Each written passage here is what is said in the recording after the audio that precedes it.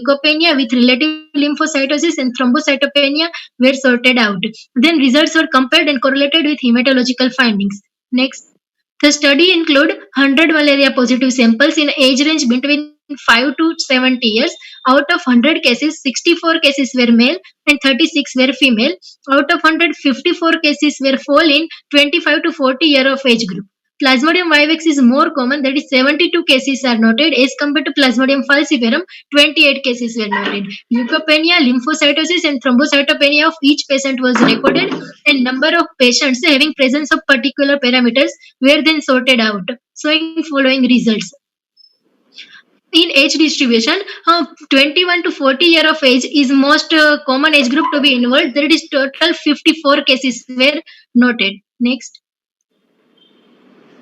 Hematological parameters, thrombocytopenia. Out of 100 cases, 86 cases were so thrombocytopenia, in which 61 cases were of P. vivax, while 25 cases of falciparum.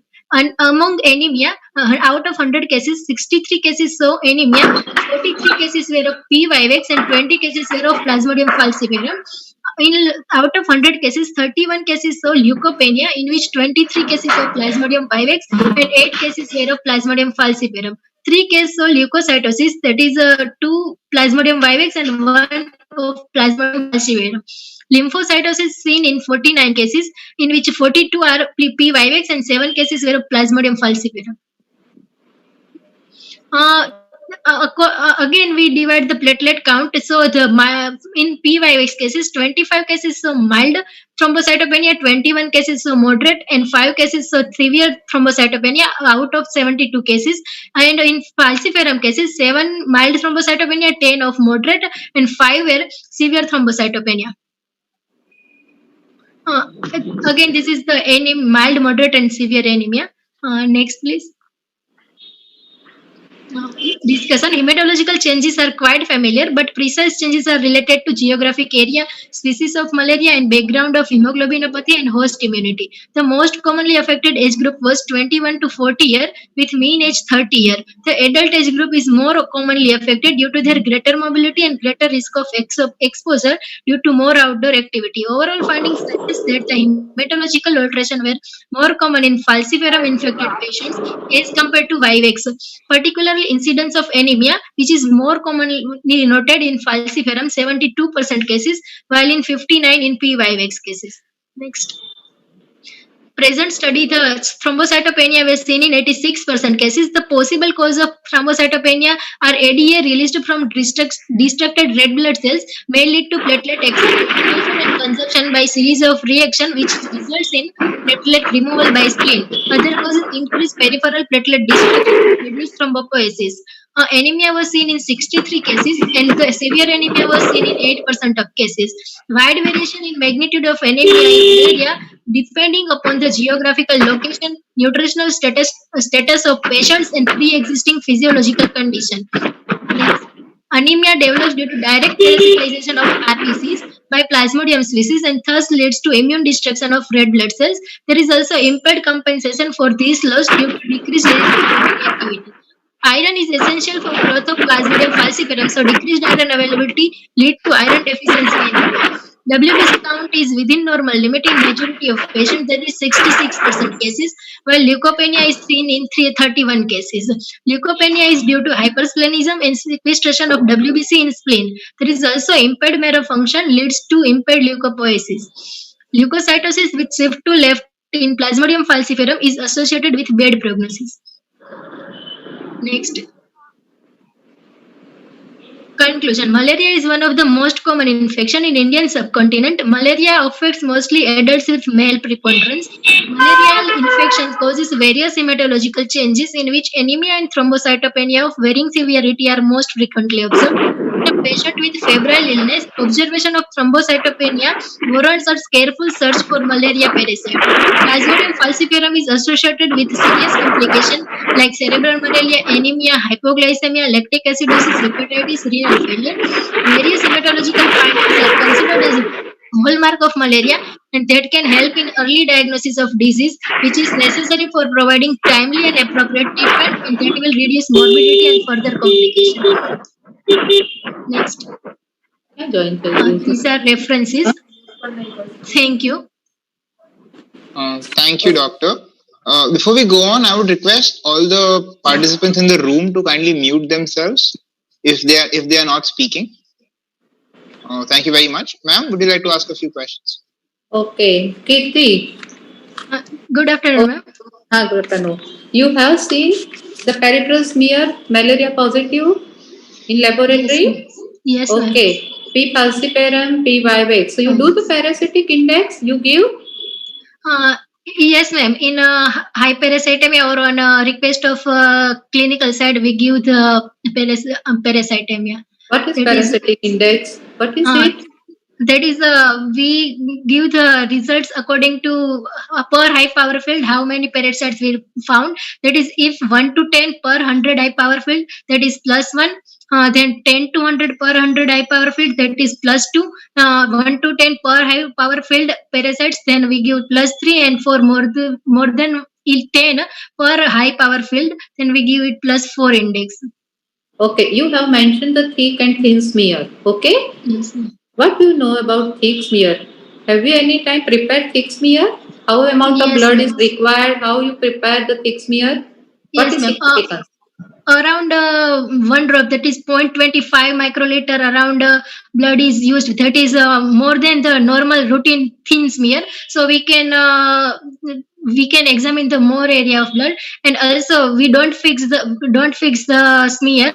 So we in this case we realize the RBCs by dragging the blood over a slide by corner of slide. So the RBCs will rise and we can easily visualize the RBC.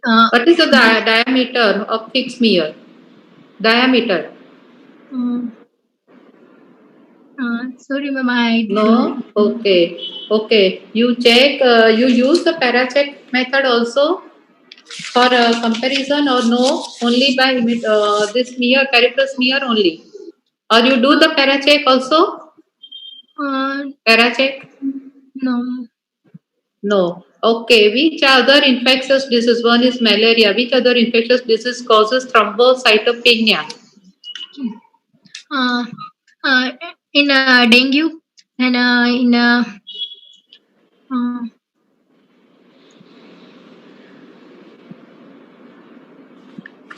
only dengue? Is dengue a parasitic infection? No, ma'am, it's viral. Okay. What is black water fever? That is the occur due to complication in a severe malaria. There is acute intravascular hemolysis occur. That is spotted is a black water fever. Black. Why the name black? Black water. Black water. Because of more distraction, the hemoglobinuria and hematuria will occur. In which type of malaria it is seen? It's a Plasmodium falciparum most commonly. And what is if there is a cerebral malaria, what will you see when autopsy you do? What will you see in histology of brain? When there is a cerebral malaria, you do the autopsy. So what will you see in histology? Sorry. Okay. Next. Thank you. Okay. Thank you, ma'am. Thank you, ma'am, and thank you, doctor. Next, we have Dr. Margi. Is Dr. Margi ready? Yes. Okay.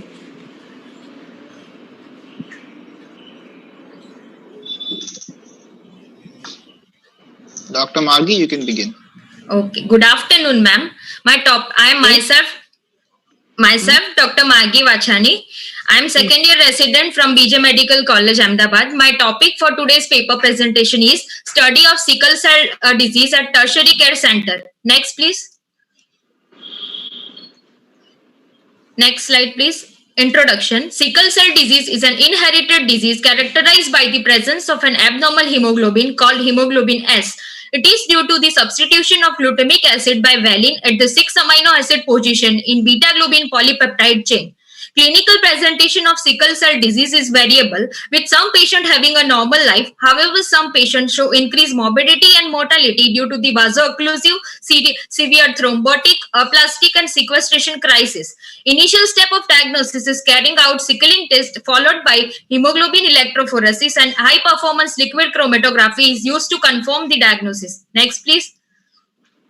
Aims and objectives to study the various hematological parameters and peripheral blood smear findings of sickle cell disease, to determine the incidence of sickle cell disease according to the age and sex group, to classify the sickle cell disease based on HPLC findings. Next, methodology.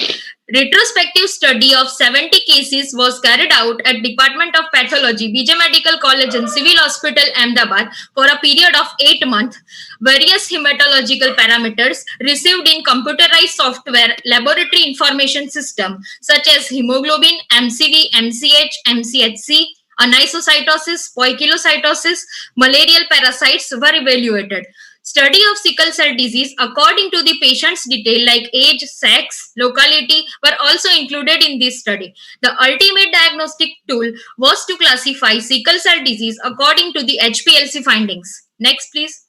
Inclusion criteria, which includes the finding of sickle-shaped RBCs on peripheral blood smear, positive sickling test, siblings and family members in case of abnormal hemoglobin variant. Exclusion criteria: rejected samples in pre-analytic phase, example samples are not adequate, and clotted samples, etc. Next, result. In the present study, total 70 cases were studied during period of 8 months from June 2019 to January 2020. In this retrospective study, sickle-shaped RBCs observed on peripheral blood smear examination and sickling test positivity was studied. Next. This table showing the age-wise distribution of 70 cases of sickle cell disease. The predominant age group affected was the adult age group, 21 to 30 years of age. Next, please. Sex-wise distribution of 70 cases of sickle cell disease. As per this table, most of the patients were male. Next, please. Distribution of cases according to the location, whether rural or urban.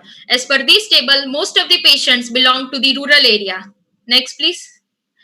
This table showing the distribution of cases according to the clinical history, which includes breathlessness and palpitation, generalized weakness and fatigue, pain over joints, hands and feet, hematuria, vaso-occlusive crisis, hand-foot syndrome, and abdomen or chest pain.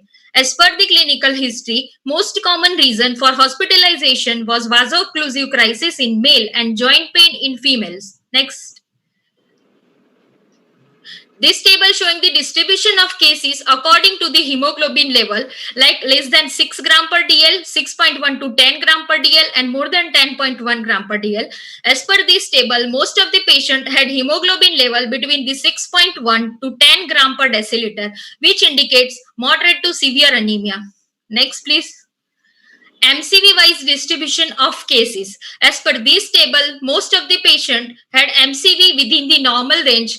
Example 80 to 100 femtoliter. Next, please. MCH wise distribution of cases. As per this table, most of the patients MCH value were significantly decreased, like less than 27 picogram. Next, please. MCHC wise distribution of cases. As per this table, MCHC value was significantly decreased in most of the patients, like less than 33 gram per dl. Next, please. Distribution of the cases according to the findings on peripheral blood smear. Findings of anisocytosis, which includes the microcytic RBCs, macrocytic and normocytic RBCs, and dimorphic population. And these are the findings of poikilocytosis, which includes the target cell, teardrop cell, elliptocytes, polychromasia, basophilic stippling, leptocytes, Howell-Jolly bodies, and sickle-shaped RBCs. On the peripheral blood smear examination, most of the cases had dimorphic picture, and in poikilocytosis, sickle-shaped RBC were most common, followed by the target cells, elliptocytes, and polychromasia. Next, please. classification of sickle cell anemia based on the HPLC finding. As per this table, in the present study, 92% cases were sickle cell anemia homozygous state, 6% were sickle cell trait heterozygous state, and 2% were sickle cell beta thalassemia double heterozygous state. Next, please. The rare incidence of malaria in 70 cases of sickle cell disease. As the malaria infection is very rare in sickle cell disorder, in this study, I found only one case of malarial infection during the peripheral blood smear examination. Next, please. Discussion. The study of total 70 cases was carried out in which positive sickling test and sickle shipped RBC were found on peripheral blood smear examination. According to this study, most of the patients were male and mostly belonged to the rural area. The predominant age group was 13 to 20 years in male and 21 to 30 years in female. According to the clinical history, most common reason for hospitalization is vaso-occlusive crisis in male and joint pain in female. Majority of the patients had moderate to severe anemia. Most of the patients had MCV within the normal range, and MCH and MCHC values were significantly decreased. On peripheral blood smear, most of the RBCs had dimorphic picture with poikilocytosis, sickle-shaped RBCs, followed by elliptocytes, target cells, and polychromasia were noted. Based on the HPLC finding, it can be classified as sickle cell anemia HBSS, sickle cell trait HBAS, and sickle cell beta thalassemia HBS beta thalassemia. Next, please. Doctor, 7 minutes are over. Conclusion. Sickle cell disease is very common in our population, mainly in the rural area. Most common clinical presentation is vaso-occlusive crisis, followed by the joint pain. Peripheral blood smear examination, sickling test, and HPLC findings are very important investigation to diagnose sickle cell disease. There is no widely acceptable and readily available cure for patients with sickle cell anemia at present. Curable methods such as gene therapy, bone marrow transplantation, which may be associated with several complications, are not readily available in developing nations. Instead of it, supportive management, symptomatic treatment, preventive management, and curable approaches are used. Next, please. These are my references. Okay. Thank you. Thank you, Doctor. Ma'am, would you like to ask a few questions? Yeah. Good afternoon, ma'am. Okay, Margi, very, very nice presentation. And also there is analytical, the cases you have done according to your parameters like blood indices, age, and all these are very, very good. Okay, very Yes, good ma'am. presentation, and you finish in the time. Okay. So, have you seen the sickling test Yes, by ma'am. yourself? Yes, You ma'am. have seen Yes, sickling? ma'am. Yes, ma'am. Okay. Okay. Then what you do in sickling test? Ma'am, there is a ratio of 1:4, like one part of sickling reagent and four part of blood. Then we mix it and rest it for room temperature, and take a glass slide and spread via the spreader, and then seal the all edges with DPX, and leave it for a 24-hour evaluation. And we gradually check it by 2 hours, 4 hours, 6 hours, and 8 hours, even if the results are positive or negative. If the results are positive, then we give the report at time. Okay. Okay. Then you also have done you have diagnostical test one by peripheral smear examination. Yes, Second ma'am. by sickling test you do, and third Yes, by ma'am. confirmed by HPLC. Yes, Okay. ma'am. Yes. First you take the clinical history of the patient. Yes, ma'am. Okay, and then after that you advise genetic study or no? Yes, ma'am. I advise. Okay, If sickle shaped RBCs are seen on smear, and if whether the sickling test is positive or not. Even in case positive, then we advise the sickling test is positive after whatever 2 hours, 4 hours, and next we will give advise the hemoglobin electrophoresis and HPLC for final confirmation. Okay, what is the difference between the sickle cell trait and sickle beta thal? How can you differentiate sickle trait AS Yes. and sickle beta as beta? Ma'am, based on the we differentiate based on the clinical history, and in case of beta thalassemia, there is a frontal boozing, hepatosplenomegaly, and classical features are seen in on X-ray finding hair on and appearance are seen. In case of, and the patients are transfusion dependent also in beta thalassemia, and in case of the sickle cell trait, there is a minimal clinical features or patient are almost about What normal. is difference in content? HbA, HbS. Yes, What yes, is ma'am. the difference in both? Ma'am, in case of HPLC, in case of sickle cell trait, there is a hemoglobin A and hemoglobin S. Various in case of sickle cell beta thalassemia, hemoglobin S and HbA1 hemoglobin A1 value band are also seen. A1 and F. A1. Okay. A1 nahi, A. Only Okay. HbA, HbF. Okay. Okay, ma'am. Okay. Okay. Next. Thank you, ma'am. Thank you, ma'am. Thank you, doctor. Next is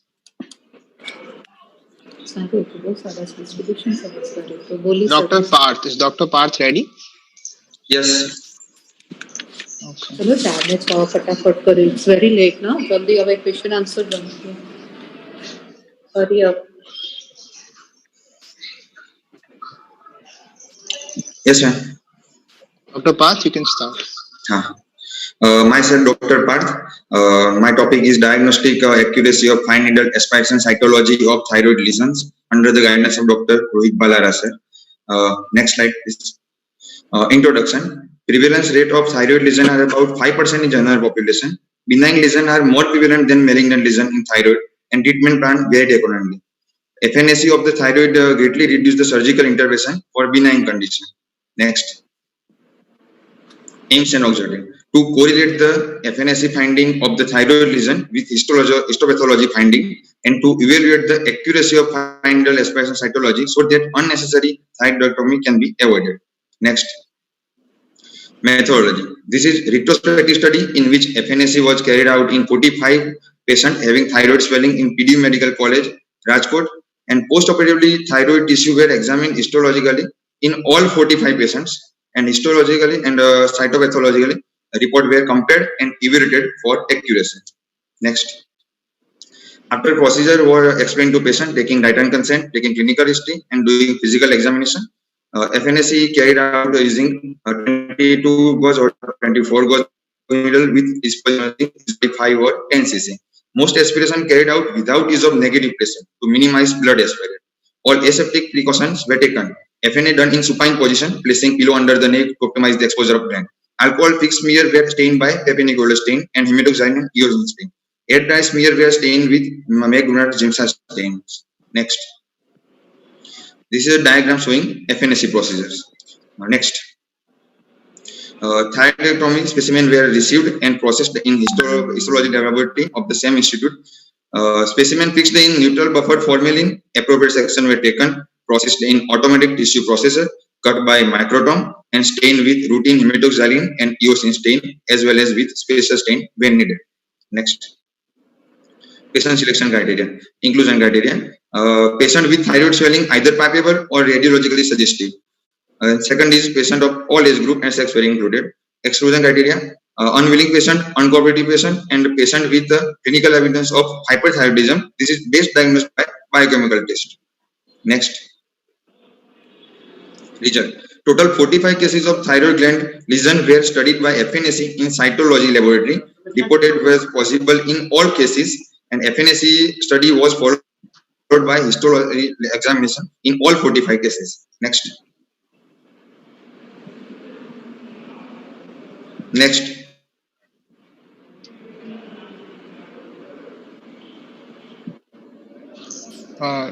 Doctor, do you not want to, is your slide showing table 1?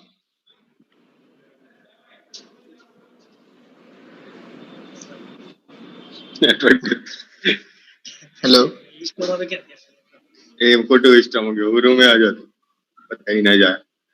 Hello, can everyone except Dr. Parth and ma'am please mute? Hello? Hello. Dr. Parth? Where is the you continue. Network, you just. Next slide. Next. Okay. Next. Category of the cytology reporting.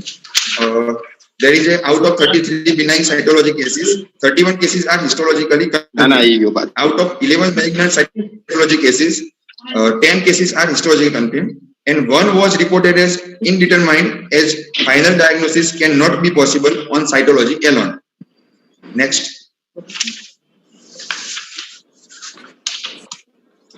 This is a table showing cytology and histology correlation of thyroid swelling. Out of 20 cases of colloid goiter in FNSE finding, histologically confirmed 18 cases as colloid goiter, 1 case as hashimoto-thyroiditis, and 1 case as papillary carcinoma. All 7 cases of the nodular goiter in FNSE finding were histologically confirmed. All 5 cases of hashimoto-thyroiditis in FNSE finding were histologically confirmed. 1 case of follicular neoplasm in FNSE finding, histologic diagnosis as follicular carcinoma. Out of 11 cases of papillary carcinoma in FNSE finding, histology confirmed 10 cases as papillary carcinoma and 1 case as nodular goiter. And 1 case of thyroid grosser cyst in FNSE finding was histologically confirmed. Next. Next. Considering histological diagnosis as a gold standard, histologically cytology correlation has true positive 10, 2 negative 31, false positive 1, and false negative 2. One was reported as indeterminate, as final discrimination cannot be possible on cytology alone. Accuracy in my study is 91% on the basis of formula of 2 positive plus 2 negative into 100 divided by total cases. Specificity of my cases is 97%. Specificity ability to test exclude the disease when it is not present. And sensitivity is the 83% in my case, is the ability to detect the disease when present. Next.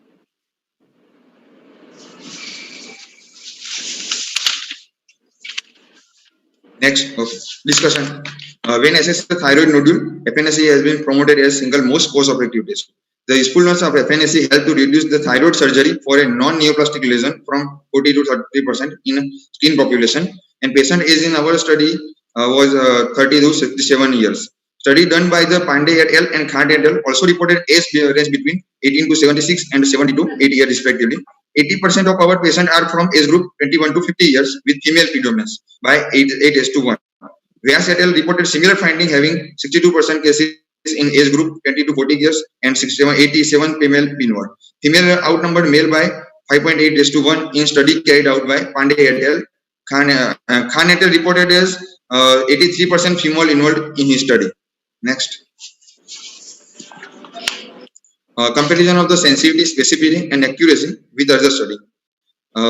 In my study, the number of the cases are 45, in which sensitivity is 83%, specificity 97%, and accuracy is 91%. Next.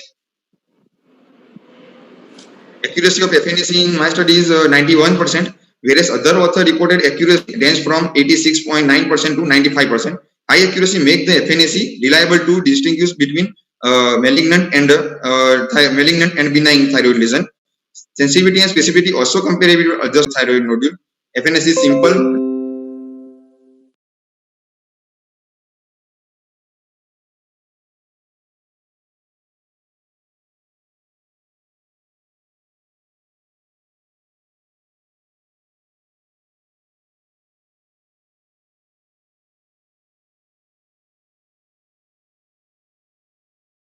Few questions. Okay. Parth? Yes, ma'am. Okay. You have not used Bethesda system for thyroid FNSE? No, ma'am. I am only compare with the cytology and histology cases for accuracy. But you have to diagnose cytology by Bethesda system. Okay, ma'am. Yes, this is last few years, Bethesda system. Yes, we don't give like that. Bethesda system, this simple goiter or like that. Okay. And what is the reason that there are so many in only 45 cases of a comparison? It is very less in number. as you compare the other authors, there are so many cases. So 45 cases are very less for comparison. Okay, also for your study, this sensitivity, etc. Okay, and among 45 cases, you have 11 number of thyroid malignancy. So it's not so much. The amount, this number is so much. Out of 45, 11 you diagnose malignancy thyroid. Yes, ma'am. Benign and malignant, okay? Only one thyroglosal cyst and other the cases they are benign and then 11 they are malignant. Papillary carcinoma you have diagnosed 11. So it's too much, ne? For when you do the data. I include only 45 cases that are in FNAC and histologically in two departments same. Some cases are diagnosed in FNAC but are surgery in outside or other higher centers. So not every case is found in. Okay. Okay. Okay, you finished. Okay, next. Thank you, ma'am. Thank you, doctor. Okay. Next, we have Shivani. Is Shivani ready? Yes. Oh, sorry. I would request the next two participants, Shivani and Udit, to kindly complete as fast as they can, as we are lacking a little bit in time. Dr. Okay, Shivani, you can start. Shivani. My presentation is not visible yet. Yeah. Good afternoon, ma'am. Good afternoon, everyone. Myself, Shivani Tripathi, second year medical student at Srimati NHL Municipal Medical College. Today's my topic for presentation is to study the effect of practical teaching with demonstration on the topic urine analysis in second year medical students of Srimati NHL Municipal Medical College. According to the latest guidelines laid by National Medical Council, a new pattern of assessment has been made, which gives priority to psychomotor and communication and affective domains, which are not included in the traditional method of assessment. These domains are given weightage according to Miller's pyramid. Next. This is the basic model of Miller's pyramid. Miller's pyramid is a way of ranking clinical competence both in educational setting as well as in workplace. As a framework, it distinguishes between knowledge at a lower level and action in the higher level. Miller's idea to define education was by its outputs and not by its inputs. As in every teaching intervention, we are interested in what the learners can do, which is not the same as what we have taught them. A higher level of learning have a greater professional authenticity. Therefore, the Miller's pyramid has 4 categories, that is knows, knows how, shows how, and does. Next. This is the explanation that I just said. Next. This is the Miller's prism. Back, please. Yes. This is the Miller's prism, or modified Miller's pyramid. As you can see, additional categories like knowledge, skill, and attitude were also added to prism according to the learner's need. And as we go higher into the category, the professional authenticity increases. The knows how categories were included in the cognition phase, that is, in which the main information gathering and the interpretation occurs, while the does and the shows categories were included in the behavioral phase, in which the shows mainly includes the demonstration learning, that is the practical knowledge, and thus is where the theoretical as well as the practical knowledge is integrated and one practices it in his or her clinic. Next. Why topic urine analysis in particular from pathology?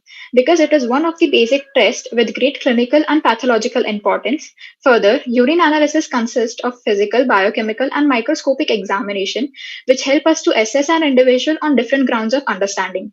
Next. My objective in this research was to evaluate how regular theoretical lectures on urine analysis and practical demonstration on its physical and biochemical aspect affect the knowledge of the topic. Next. The methodology. A group of 110 students were taught theoretically about the topic, urine analysis. Then a pre-questionnaire was given to them to analyze their understanding based on the knowledge they have gained. Later on, a practical demonstration was shown to them, and they thereafter also performed the same practical. Later on, a post-questionnaire was given to analyze their knowledge gained through both practical work and theoretical classes. Next. about the questionnaire. So, in the questionnaire, the topic included were basically on the categories that were in the Miller's pyramid. So, it was mainly on the know how, show how, and the perform categories. I'll explain the terms further. That is, know that what the student has learned, know how much he has understood the topic. Show how was based on that what interpretation is he able to make when demonstration was shown. Perform, is he able to demonstrate the same test himself? Next, the questions in the questionnaire were of different difficulty level, which were as follows. That is easy, that consisted of the know and know-how based type of questions, and were about 28% of the total questions present in the questionnaire. The moderate level consisted of the show-how based questions, which were about 44%, and the hard level had been perform-based questions, which were about 28% of the total questions. Finally, the results of pre and post questionnaire were compared. Next.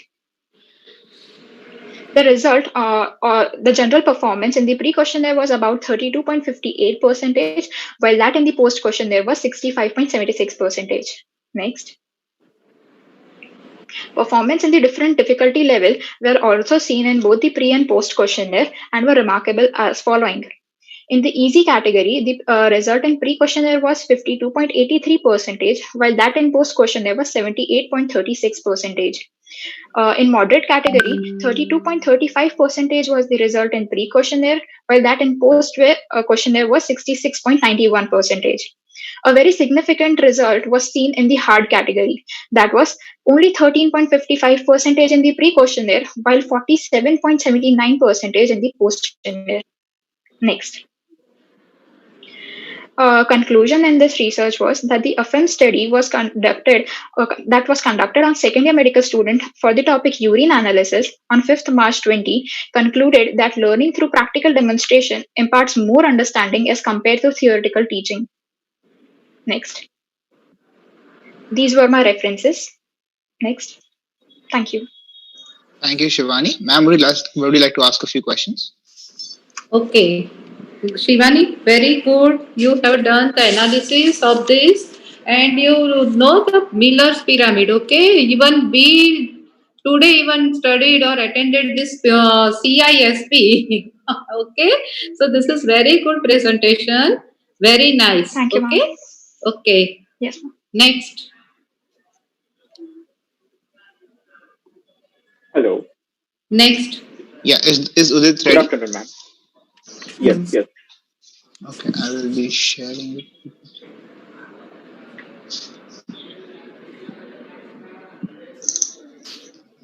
Udit, you can begin. Yes, thank you. So my study is on the FNSE correlation of breast lesion with the histopathological diagnosis. As you know, that FNSE is the most popular technique that changes the face of the management of breast lesions, which are very common in women. And we use the triple test approach, which uses clinical examination, radiological investigations, and FNSE. And then with the help of these three tests, we can avoid the two-step surgical process of the patient, which we had to do before, like removing the small portion of tumor and then see it, and then if it turns out to be malignant, then we have to perform surgery second time. So with FNSE, we can provide better standard of treatment to patient. And next slide, please. So I have here tried to correlate the results and reports of FNSE with the histopathology results of breast lesion, and then calculated the validity parameters and accuracy of the FNSE. Next slide, please. So I did this study in the histopathology section of Department of Pathology in BJ Medical College. The sample that I used is from the January 2019 to August 2019.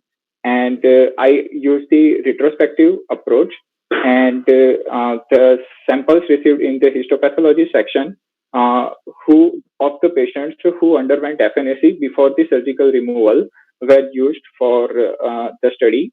and I excluded the unsatisfactory FNAC reports and also the patients who did not underwent FNAC before the surgical removal of tumor.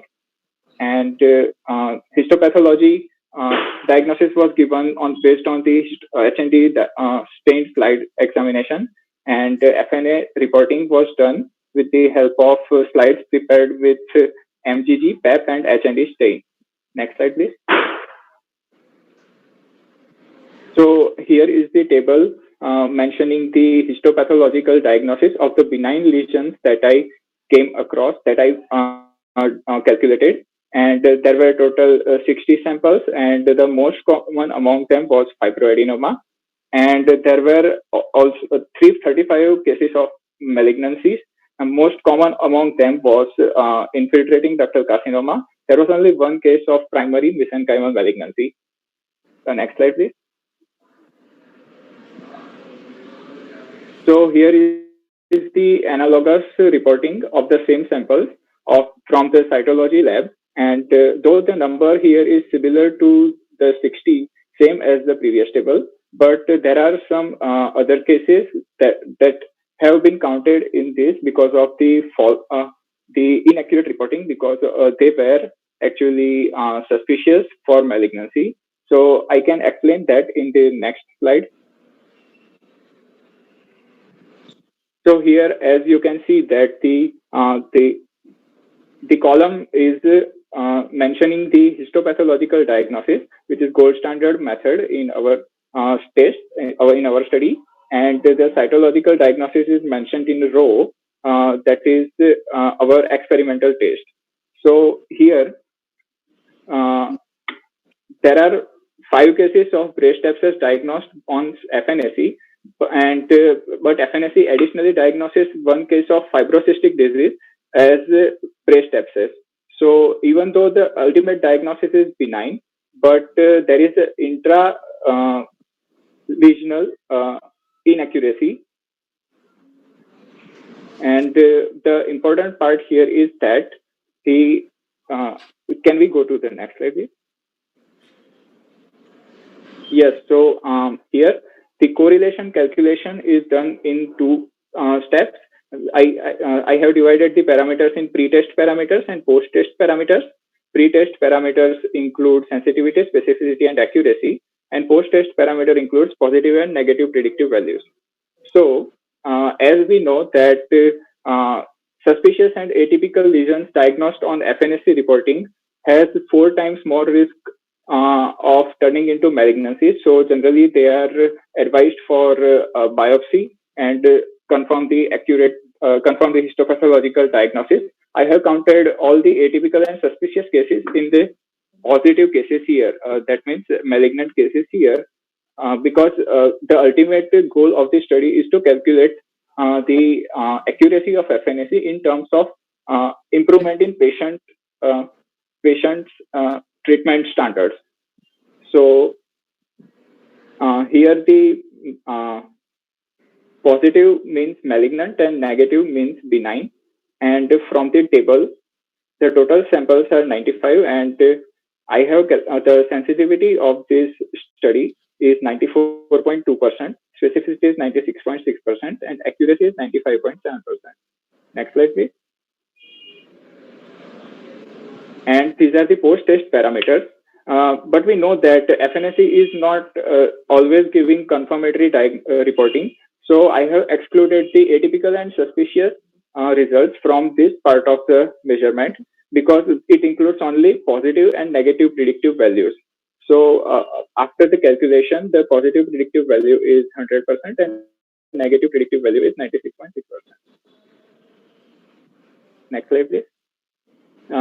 This is the comparison of my study with other studies, and the sample volume giving information and the final results of sensitivity and specificity. Next slide, please. Okay, so false negative. The responsible factors behind false negative. What is false negative? When FNAC reports the result as benign, but actually the histopathological result is malignant, then it is considered as a false negative. And the technical factors that can be responsible for that kind of discordancy can be widespread adoption to the breast screening by radiological methods. Because if we do more radiological reports, then smaller lesions are easily identified, but the sample collection from the smaller lesion can be difficult, and because of that, the malignant foci of the lesion cannot be collected all the time. Subjective factors targets the less experience of the pathologist in terms of localization of the tumor mass during physical examination, or the poor sampling technique that might be responsible. By pathological factors, I mean the histopathological factors that can be responsible. So in low-grade malignancy, or the malignancy with central necrosis, or in sometimes rare malignancies like small cell carcinoma, which was responsible in the study of below mentioned study, Vani et al. This can be reasons that can be responsible for false negative result. In my case, there was one case of primary spindle cell sarcoma. So according to the author below, the malignant features that is indicative of sarcoma lesion can be only seen in the small foci of the breast. So that also can be one factor responsible that you are not able to collect the proper sample, the malignant foci by the FNAC method. And the presence of uniform cell in sheath with myoepithelial cells with minimal nuclear atypia, low-grade malignancy of infiltrating ductal carcinoma can also be responsible for false negative results. Next slide, please. Udit, you have 7 minutes or over. Okay, thank you. So now I am discussing the factor responsible for false positive results. Histopathological factors like mild atypia and pleomorphism, discohesion in small foci. If they are present in small foci, then it can lead us to the wrong direction. And also we have to see for reactive atypia whether there is surrounding inflammatory cells present along with it or not. And in particular, in false positive results, I have also discussed the discordancy between fibroadenoma and phylloid tumor diagnosis. In terms of treatment, it does not affect much, but as it is the most common discordancy in intrabenign reporting, I have discussed it, and the reason behind is that they both show the biphasic population, and sample collection, if is not done proper, the one part of population is predominantly seen in slide, and then we can go towards the wrong diagnosis. Next slide, please. Udit, your 8 minutes are over. You can have 10 seconds to conclude. Yeah, so this is my conclusion. If the FNAC method done with expertise and experienced individual, then it shows very high sensitivity, specificity, and positive, negative predictive value. But as in my study, there was sometimes one case or rare cases can be responsible for deviation of the study because of the less number of sample size. Thank you. Thank you, Udit. Ma'am, would you like to ask a few questions? Okay, only one question. Udit, you are UG student, eh? You are? Udit, Actually, ma'am, you are UG student? Yes, ma'am. No, ma'am, Which year? Third year? Second year? Ma'am, actually, I completed my graduation in 2019, and I am preparing for USMLE right now. So okay. Otherwise, I think that the FNAC braced and you have all the discussion, whatever you have prepared, it's very difficult for you because it is very FNAC. We see under the microscope, and it's very difficult to diagnose. You discuss the spindle cell lesion from this phylloid tumor. There are so many criteria. Okay, so it's difficult for you also. Okay, no question. Okay. Thank you, ma'am. Thank you, ma'am, and thank you, Udit. So with that, we come to the end of the pathology presentations. Ma'am, would you like to say a few words to all the participants? participant. Very nice presentation. Thank you for your future. All the best for your future. And all you have presented very nicely. Only one, except one or two, that not finish in the time. Otherwise, they have good content. Okay. And I also declare the result. Okay. So declare करेंगे जी? Okay. The first which get highest mark is Margi Vachani. She presented about the sickle cell disease. Okay. Okay. Can you hear? Thank you, Can ma'am. you hear? Okay. Thank And okay. And second one is Shivani Tripathi. Okay. Shivani Tripathi. Second. Thank you, ma'am. Okay. All the best. Thank you, To ma'am. all Thank the you, ma'am. candidates. Okay. Thank you, ma'am. Okay. The patho session is over. We'll move on to the Pharmac session in 5 minutes.